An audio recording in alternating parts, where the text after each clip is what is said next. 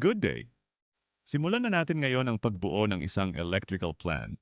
Simula sa title block, ipapakita ko rin paano I modify ang sample title block para bumagay sa gagawin ninyong electrical plan.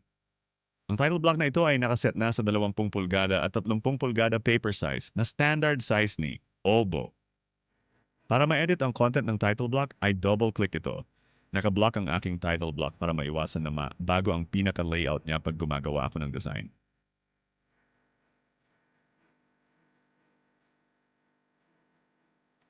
Sa bottom left ng title block, dito mo pwedeng ilagay ang inyong logo. I-delete lang ang aming logo at ipalit ang logo na gagamitin ninyo.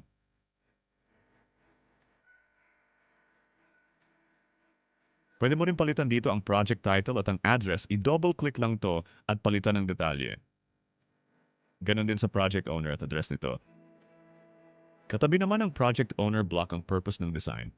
Dito pwede mo i-move ang check symbol kung saan ito angkop. Kung para sa design development for bidding, as built, at iba pa. Sa upper right naman, ang papalitan lang ay kung anong city o province ang address ng inyong project.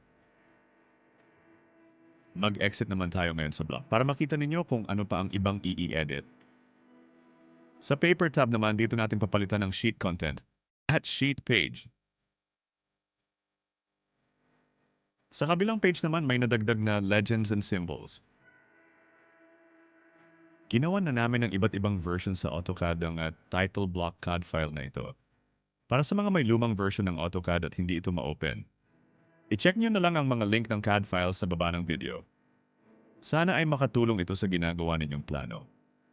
Subscribe at i-like ang video para maging updated kayo sa mga susunod pa nating content.